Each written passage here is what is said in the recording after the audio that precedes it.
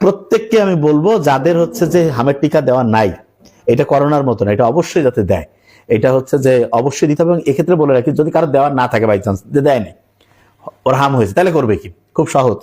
এখন অনেকের মাথায় একটা প্রশ্ন যে আচ্ছা আমরা যে এই যে করোনার সময় ভ্যাকসিন দিচ্ছি, এরপরে অনেকের অ্যালার্জি নিয়ে বিভিন্ন প্রশ্ন আসছে, তাহলে হামের যে এই ভ্যাকসিনটা এটা দিতে কোনো সমস্যা হবে কিনা? শোনেন, হামের ভ্যাকসিনটা অনেক লম্বা সময় ধরে সারা পৃথিবীতে চলতেছে এবং এইটা আমেরিকাতে এই হামের কিন্তু টিকা দেওয়া হয়। যদি আমেরিকার টিকা দেওয়ার সিস্টেমটা একটু ভিন্ন, ওইখানে বাচ্চার বয়স যখন সাধারণত 12 মাসের বেশি হয়, মানে 14 মাস 15 মাস হয়, ওই সময় ভ্যাকসিনটা দেয় এবং এরপরে যখন 4 বছর বা 6 বছর বয়স হয় তখন দ্বিতীয়টা দেয়।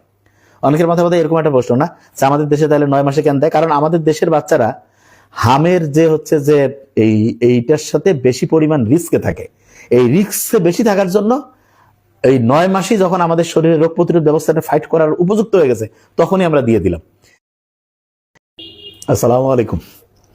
হাম যে রোগটা, এটা যে ভাইরাস দিয়ে হয়, সেটার নাম হচ্ছে মেজলস।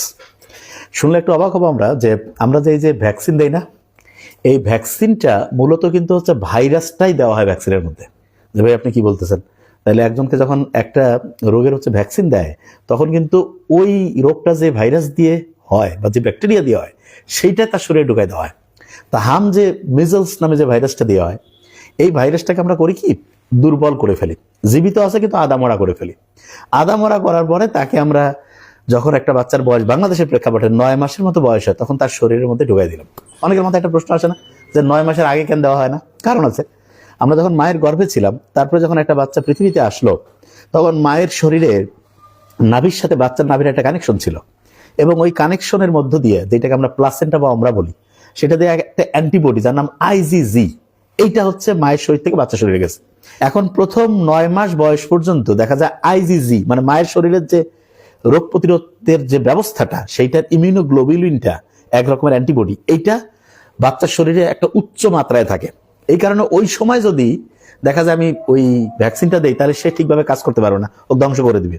এবার আরেকটা ইন্টারেস্টিং জিনিস আছে, সেটা হচ্ছে বাচ্চার শরীরে আমি যখন হচ্ছে যে এই যে ভ্যাকসিনটা দিলাম, এই ভ্যাকসিনটা মূলত কি দিলাম, যেই ভাইরাসটা দিয়ে তার রোগটা হয় সেই ভাইরাসটায় জীবিত রাখছি, কিন্তু আদামরা করছি, মানে একেবারে তাকে অজ্ঞান করার মতো অবস্থায় রাখছি, করে তাকে দুর্বল করে আমার শরীরে ঢুকাই দিলাম।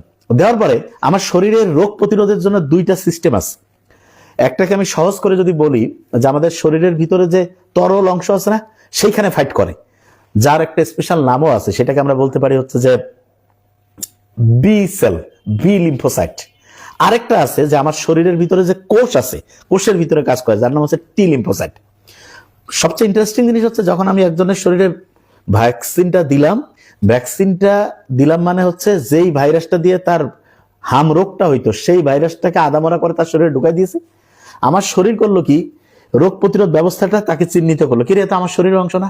ওকে চিহ্নিত করার পরে তাকে হচ্ছে ফাইট করে ধ্বংস করার জন্য অ্যান্টিবডি, একটা মিসাইল তৈরি করলো। ওই বোমাটা গিয়ে তাকে অ্যাটাক করলো, আদামরা হয়ে গেল, বাস শেষ।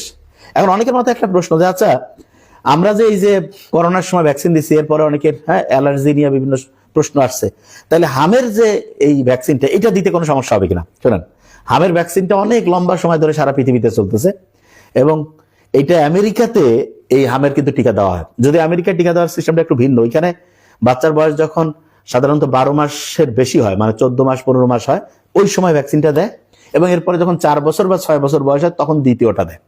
অনেকের মাথায় এরকম একটা প্রশ্ন না যে আমাদের দেশে তাহলে 9 মাসে কেন দেয়? কারণ আমাদের দেশের বাচ্চারা হামের যে হচ্ছে যে এইটার সাথে বেশি পরিমাণ রিস্কে থাকে, এই রিস্কে বেশি থাকার জন্য এই 9 মাসই যখন আমাদের শরীরে রোগ প্রতিরোধ ব্যবস্থাটা ফাইট করার উপযুক্ত হয়ে গেছে তখনই আমরা দিয়ে দিলাম। এবং দেওয়ার পরে প্রথমে ডোজটা দিলাম 9 মাসে, তারপরে আরো কয়েক মাস পরে, ঠিক না, প্রায় 15 মাসের মধ্যে দ্বিতীয় ডোজটা দেয়। অনেকের মাথায় এই প্রশ্নটা আসে যে 2বার কেন দিতে হয়? ব্যাপারটা এরকম, একবার দেওয়ার পরে অনেক সময় হয় কি, যে ওই মারামারিটা কিভাবে সে করছে, এই গোটাল সিস্টেমটা সে হচ্ছে খেয়াল রাখতে পারে না, এই জন্য একটা রিভিশন দিয়ে দিলাম। ওই যে কিছু পড়া আছে না, আমরা ভুলে যাই।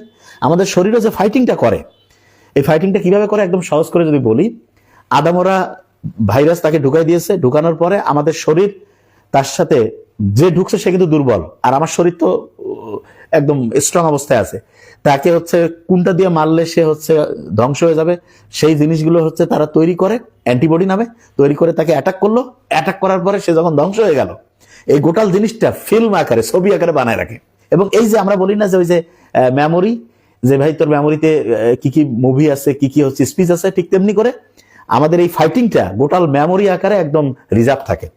এবং এটা এমন হইতে পারে কিছুদিন পর যাতে ভুলে না যায়, এই জন্য আরেকবার এই ফাইটিংটা করার জন্য 15 মাসের দিকে আরেকবার আমরা দিয়ে দিই।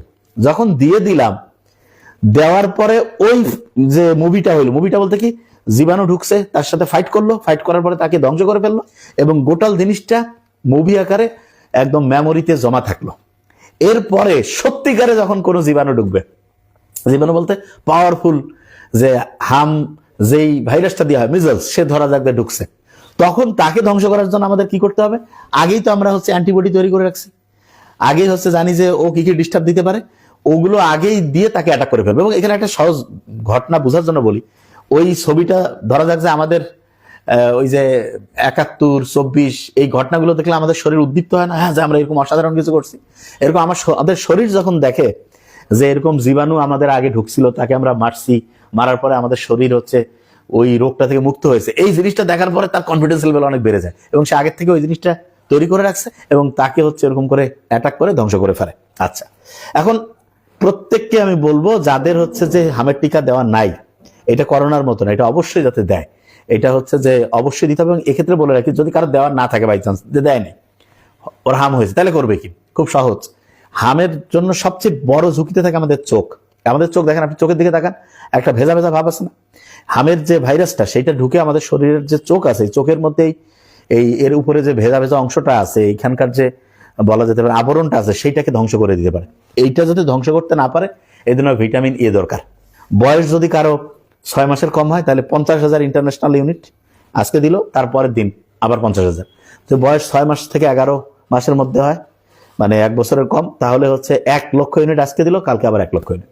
যদি বয়স হচ্ছে 12 মাস থেকে শুরু করে তার বেশি, যত 5 বছর, 8 বছর, 10 বছর, তাহলে আজকে দিবে 2 লাখ ইউনিট, 24 ঘন্টা পর আবার 2 লাখ ইউনিট। এটা খুবই জরুরি। এবং তার সাথে বুঝতে পারছি ভিটামিন এ কোন খাবারগুলো আছে, এই যে গাজর, তারপরে এক কথায় এই যে এক কথায় হলুদ যে ফলমূলগুলো আছে, ঠিক না, এই ধরনের ফলমূলগুলো খাবো। এখানে আরেকটা জিনিস বলে রাখি, ভিটামিন এ কিন্তু আমাদের রোগ প্রতিরোধ যে ব্যবস্থা, আমাদের 2টা সিস্টেম আছে, একটা বলতে পারি যে টি লিম্ফোসাইট, একটা বি লিম্ফোসাইট। হ্যাঁ, একটা হচ্ছে হিউমেরাল ইমিউনিটি, আর একটা, আচ্ছা সহজ করে বলে, অত কঠিন ভাষা দরকার নেই। একটা হচ্ছে আমাদের শরীরের ভিতরে যে হচ্ছে রক্ত, মানে ফ্লুইড আছে, তরল, সেইটার মধ্যে যে হচ্ছে যে ফাইটিংটা হয়, সেটা যেই কোষ দেওয়া হয়, সেটার নাম হচ্ছে বলতে পারি বি লিম্ফোসাইট। আর আমাদের কোষের ভিতরে যখন হচ্ছে ফাইট হয়, সেটা যেটা দিয়ে হয়, সেটার নাম হচ্ছে টি লিম্ফোসাইট। কারো যদি আল্লাহ না করে ক্যান্সার হয়, আর ক্যান্সার নেই, এইডস হয়, HIV-তে আক্রান্ত হয়েছে, হ্যাঁ, তখন দেখা যায় যে HIV-তে যদি কেউ আক্রান্ত হয়, তখন তার কি হয়, যে কোষের ভিতরে যে টি লিম্ফোসাইট যেটা দিয়ে ফাইট করে, সেই ক্যাপাসিটিটা নষ্ট হয়ে যায়। এই জন্য বিভিন্ন মানে রোগ জীবাণু দিয়ে সে আক্রান্ত হয়ে আস্তে আস্তে মৃত্যুর দিকে আগায় যায়। HIV ভাইরাস দিয়ে আক্রান্ত হইলে যেমন তার রোগ প্রতিরোধ ক্ষমতাটা কমে যায়, কারো যদি আল্লাহ না করুক এই যে হাম যে আছে, এটা যে মিজলস ভাইরাস দিয়ে যদি আক্রমণ ঘটে, তাহলে দেখা যায় একটা বাচ্চা যখন এই ভাইরাসে আক্রান্ত হয়, তখন সে যতগুলো রোগের বিরুদ্ধে ফাইট করার টেকনিক শিখছিল, এগুলোর হচ্ছে বলা যেতে পারে 30 থেকে 70% তার বলা যেতে পারে ফাইট করার কৌশল সে হারায় যায়। এবং এইটাকে একটা মেডিকেলের টার্মে একটা খুব সুন্দর কথা শব্দ বলে, সেটা হচ্ছে ইমিউন অ্যামনেশিয়া। হ্যাঁ, মানে ইমিউন অ্যামনেশিয়া মানে কি, ওই যে ডিমেনশিয়া শুনছি না আমরা, ভুলে যাওয়া। অ্যামনেশিয়া মানে হচ্ছে সে একটা রোগের বিরুদ্ধে ফাইট করার কৌশল তার জানা ছিল, কিন্তু যেইখানে সব মেমোরিতে লেখা ছিল, সেই মেমোরি ফাইলটা নষ্ট হয়ে গেছে। তাইলে এইটা কিন্তু হামের সবচেয়ে ভয়ঙ্কর। তার মানে একজন যখন হামে আক্রান্ত হইলো, তারপরে 2-3 বছর পর্যন্ত তার অন্য যে কোনো রোগে আক্রান্ত হওয়ার সম্ভাবনা অনেক বেড়ে যায়। এই জন্য আগের থেকে যদি আমরা ভ্যাকসিনটা কারো দেওয়া থাকে, তখন তার কিন্তু মানে প্রায় 95 থেকে 97% তার এইটার মানে হচ্ছে তীব্রতাটা রোগের অনেক কমে যায়। সে আক্রান্ত হতে পারে, কিন্তু তার রোগের যে জটিলতা, এইটা সেরকম সমস্যা হবে না। আরেকটা জিনিস, হাম কিন্তু হচ্ছে যে এই যে সংক্রামক, তো মানে খুব ছড়ায়, এবং ছোট বাচ্চারা তো পাশাপাশি থাকে, বেশ করে স্কুলে একজনের হলে আরো 10-15 জনের, 20-50 জনের হয়ে যেতে পারে। হ্যাঁ, তাইলে এইটার ক্ষেত্রে যেটা জিনিস খেয়াল রাখতে হবে, যার হাম হয়েছে, আচ্ছা হাম হয়েছে কিনা এটা অনেক সময় বুঝতে পারি না, যে হয়েছে কিনা।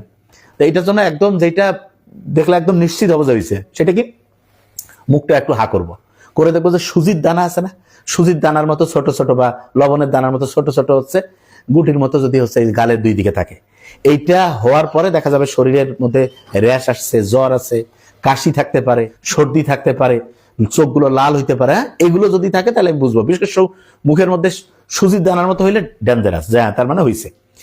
আর আরেকটা জিনিস, মেডিকেলে আনলে ট্রিটমেন্ট তো আমরা দেই না, কিন্তু মেডিকেলে সবার আসার দরকারও নেই, কারণ ওইখান থেকে আবার অন্যতে চড়াইতে পারে। কখন আসবো? পালস অক্সিমিটার আছে না, এই যে আঙ্গুলের মধ্যে দিয়া, যদি দেখি যে 94% কম, শ্বাসকষ্ট হচ্ছে, বাচ্চা একদম মানে অজ্ঞানের মতো হয়ে গেছে, কিছু খাচ্ছে যাচ্ছে না, কথা বললেও শুনতেছে না, কিছু নিয়ে আল্লাহ না করুক, এইরকম যদি হয় তাহলে ডক্টরের কাছে নিয়ে আসবো আমরা তখন এটা ট্রিটমেন্ট দেবো। তা না হলে প্রাথমিকভাবে হচ্ছে যে বাসায় প্যারাসিটামল, আর বলছি যে এটা ভিটামিন ই মোস্ট ইম্পর্টেন্ট, তরল খাবার খাবে, ঠিক আছে? কাটা একটু মানে হচ্ছে যে দেখা যাবে টেম্পারেচারটা কন্ট্রোলে থাকলে এবং ভিটামিন এটা যদি ঠিকভাবে করে, ইনশাআল্লাহ সে বেশিরভাগ ক্ষেত্রে, আর রোগ প্রতিরোধ ব্যবস্থাটা যাতে স্ট্রং থাকে, এই জন্য ঘুমটা, রেস্টটা দরকার আছে। রেস্ট নিলে, ঘুমাইলে রোগ প্রতিরোধ ব্যবস্থাটা স্ট্রং হয়, তখন দেখা যাবে যে শরীর নিজেই মেডিসিন তৈরি করে ফাইট করে জিতে যাচ্ছে ইনশাআল্লাহ। তো এই জিনিসগুলো আমার মনে হয় ইনশাআল্লাহ যদি আমরা মেনটেন করতে পারি, ইনশাআল্লাহ হামের যে জটিলতা সেটা বেশিরভাগ ক্ষেত্রে মুক্ত থাকবো আমরা। এবং আমি আবার একবার ক্লিয়ার করে দেই, এইটা কিন্তু ওই করোনার ভ্যাকসিনের মতো না, এটা একেবারে টেস্টেড এবং ট্রাস্টেড একটা ভ্যাকসিন। এটা অবশ্যই আমরা দিব। হ্যাঁ, আমরা তো নিশ্চয়ই জানি যে আমরা যেটা ঠিক সেটাই বলি, যে এটা অবশ্যই এটা দেবো আমরা।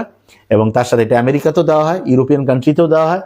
এবং যেই বাচ্চারা সাধারণত হামের ভ্যাকসিন দেয় না, তাদের কিন্তু এইটাতে আক্রান্ত হওয়ার সম্ভাবনা অনেক বেড়ে যায়, ঠিক আছে? এই জন্য আমরা চেষ্টা করবো এই ভ্যাকসিনটা দেওয়ার। আর কোনো কারণে যদি কেউ আক্রান্ত হয়ে যায়, ভিটামিন এ এর যে ডোজটা আমি বলছি, একবার খেয়াল করলেই আগে দেখতে পাবো। 6 মাসের আগে হলে 50,000 ইউনিট, একদিন পরে আবার 50,000 ইউনিট, 6 মাস থেকে 1 বছরের মধ্যে বয়স হলে 1 লক্ষ ইউনিট, আবার নেক্সট দিন 1 লক্ষ ইউনিট, 1 বছর থেকে বেশি বয়স হলে আজকে 2 লক্ষ ইউনিট দিলাম, তারপরের দিন আবার 2 লক্ষ ইউনিট।